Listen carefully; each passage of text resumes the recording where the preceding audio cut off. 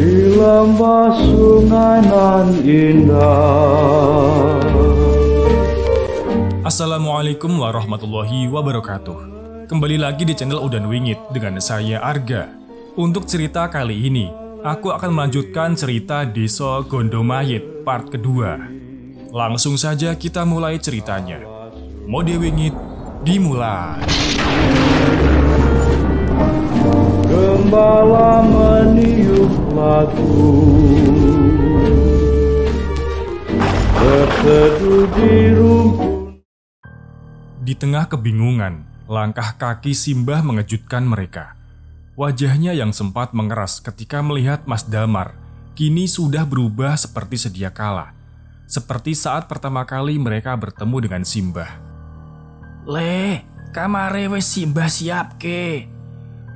Mau tidak mau, mereka pun masuk ke sebuah kamar yang asing. Tidak ada hal yang menarik selain ranjang dengan lasa atau tikar anyaman sebagai alasnya. Namun, mereka sepakat. Keganjilan semua peristiwa ini seperti mengerucut pada sesuatu.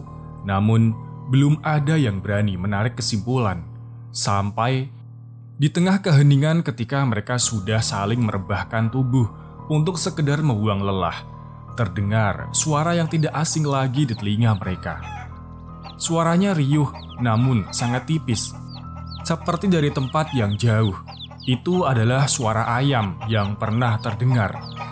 Mas Erik lah yang pertama bangun. Ia melihat ke sana kemari untuk memastikan sesuatu, sampai Mas Erik akhirnya menggoyangkan badan Mas Damar.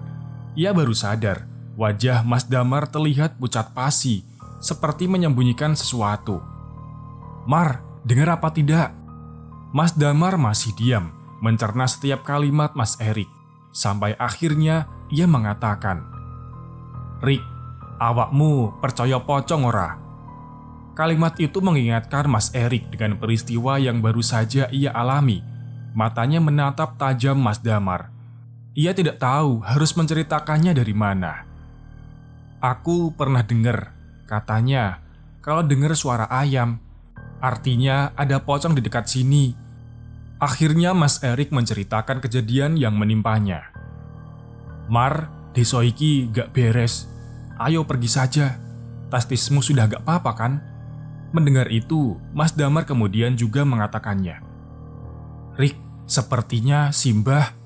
Belum selesai melanjutkan kalimat itu, tiba-tiba mata Mas Damar menatap ke jendela kamar yang hanya tertutup gorden. Di sana, ia melihat wajah mengintip. "Rik, ayo kita pergi dari sini saja, Rik." Di jendela. Mas Damar menunjuk ke arah jendela. Di jendela ada wajah Simbah. Kaget. Saat itu juga Mas Erik langsung mengemasi barang bawaannya, diikuti Mas Damar. Mereka bergegas keluar dari rumah itu. Namun, baru saja membuka pintu kamar. Di depannya, Simbah berdiri. Wajahnya menatap Mas Damar dan Mas Erik bergantian. Mau kemana tole? Mas Damarlah yang pertama maju. Mbah, mohon maaf, kami mau pulang, Mbah." Pulang kemana? "Ke rumah saya sendiri, Mbah." Simbah awalnya hanya berdiri, namun perlahan-lahan tubuhnya tertekuk, lalu membungkuk menatap mereka dengan senyuman paling mengerikan yang pernah Mas Erik dan Mas Damar lihat seumur hidup. "Penyakitmu apa wes sembuh tole?" Mas Damar terdiam lama. Di sini Mas Erik yang kemudian maju.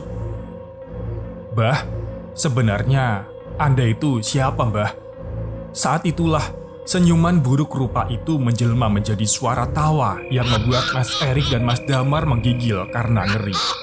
Bulu kuduk mereka berdiri dan dada mereka berdetak tanpa henti.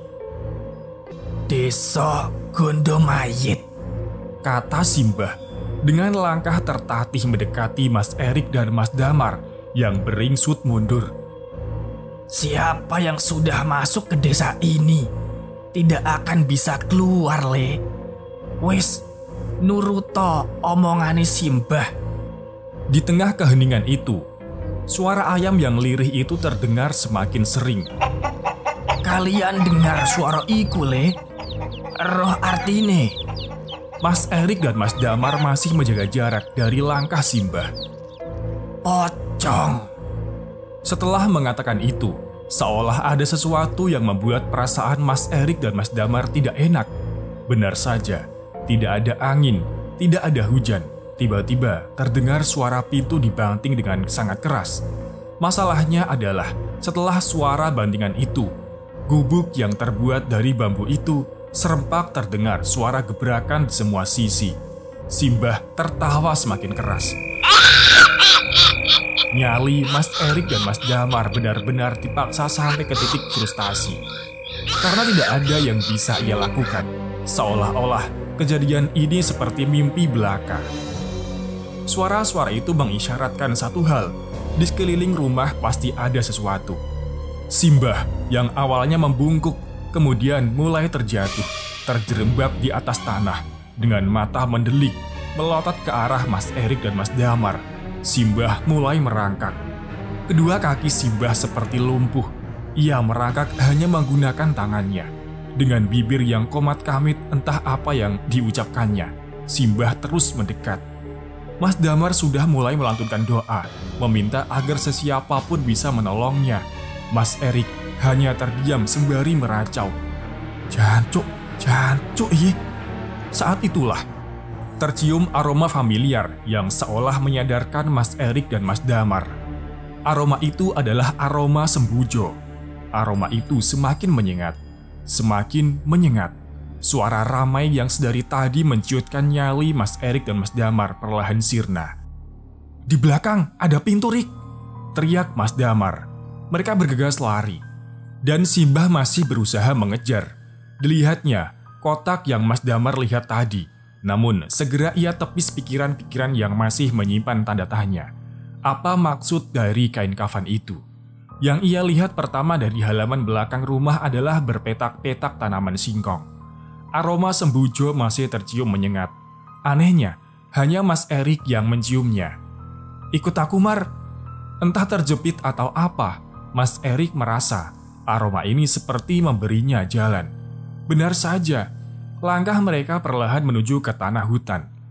Pepohonan yang sedari tadi menjadi penanda perjalanan mereka, kini mulai mereka telusuri. Mas Erik meyakinkan Mas Damar, desa itu dihuni oleh mayat. Pertanyaannya adalah, kenapa mayat harus dikuburkan lagi? Kain kafan, Rik, apa ada hubungannya? Mas Erik terlihat bingung. Di kotak yang ada di dapur, ada banyak kain kafan. Mas Erik dan Mas Damar masih berpikir, sampai ia baru sadar. Di tempat mereka berdiri, mereka tidak sendirian lagi.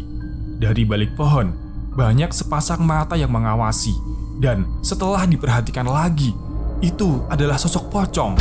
Tidak hanya satu pocong, namun hampir ada puluhan pocong. Mas Damar dan Mas Erik terdiam mematung sendiri-sendiri. Mas Damarlah yang mendengar suara-suara mereka. Tali pocong, tali pocong. Rik, dengar nggak, Rik? Krungu apa toh? Tali pocong, tali pocong. Setelah mendengar itu, Mas Erik baru paham. Kuburan, Mar.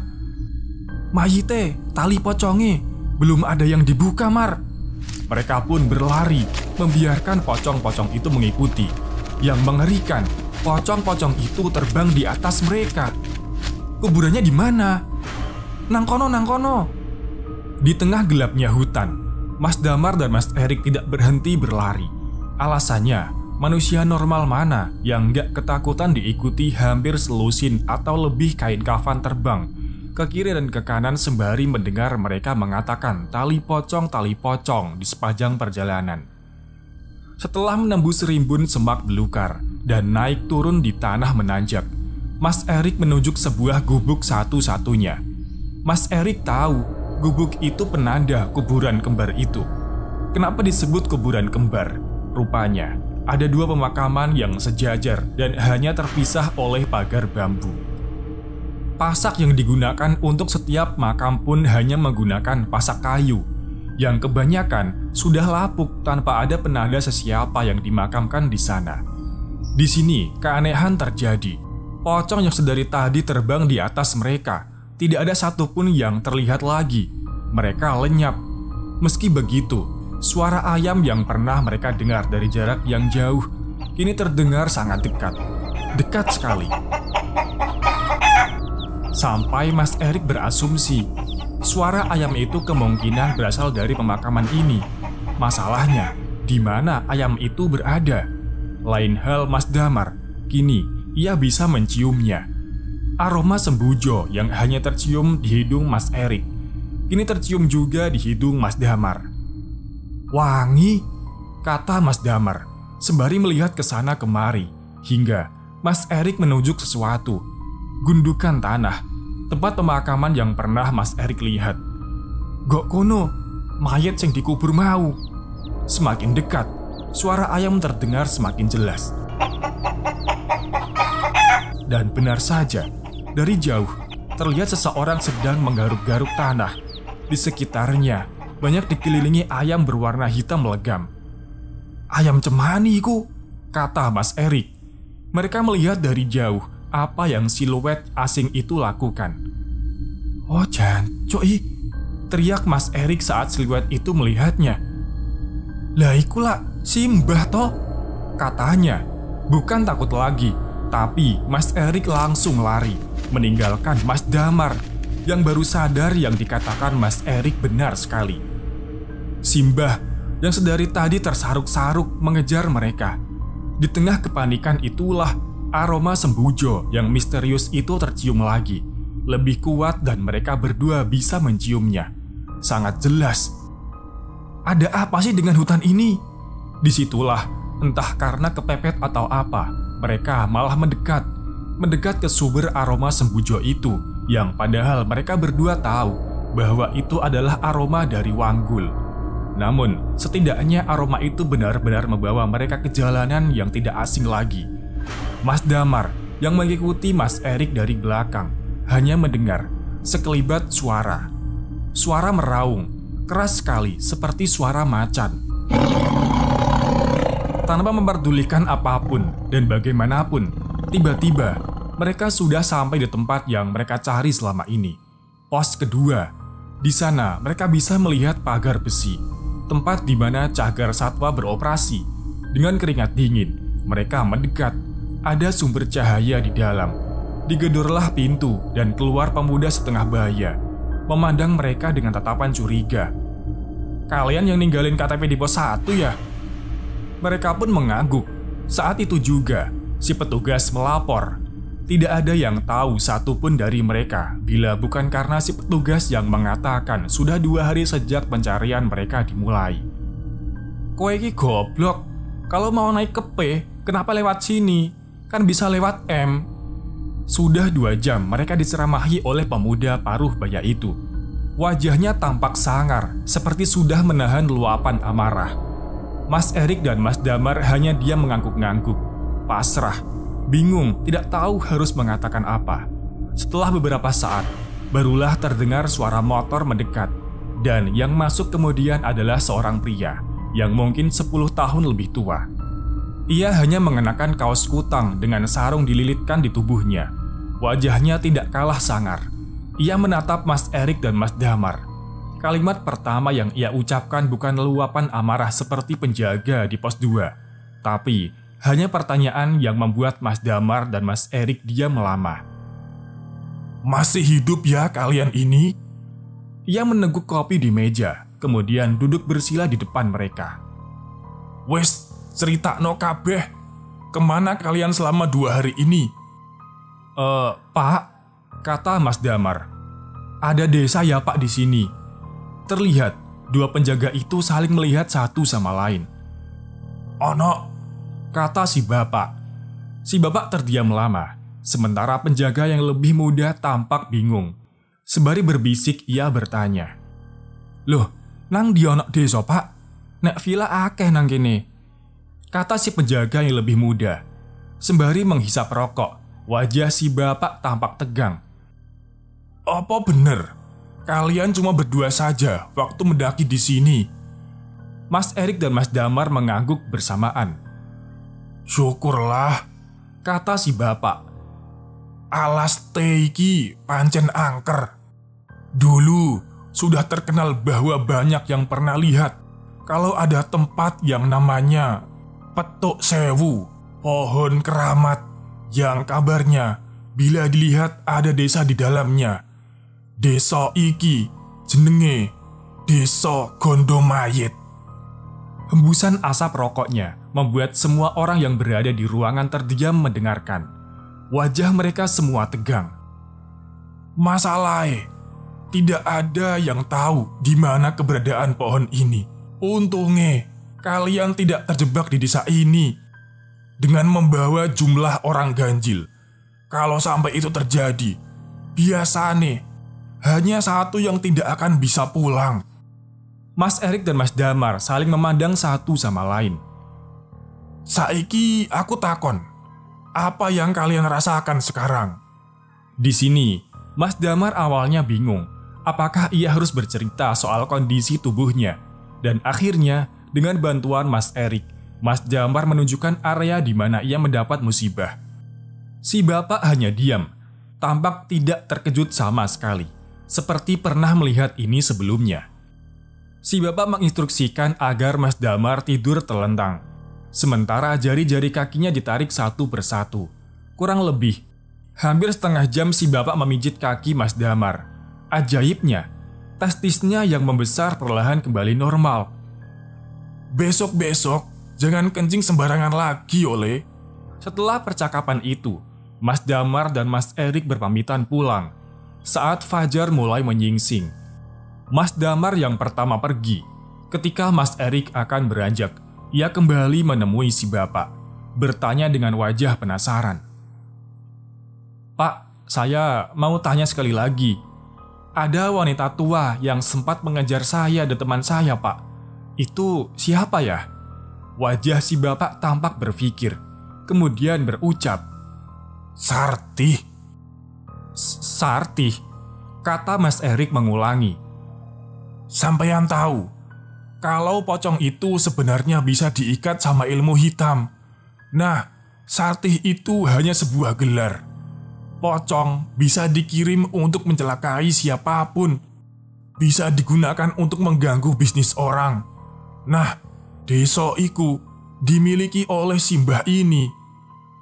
Terus, Simbah ini manusia dong, Pak? Si bapak hanya diam sembari menggeleng.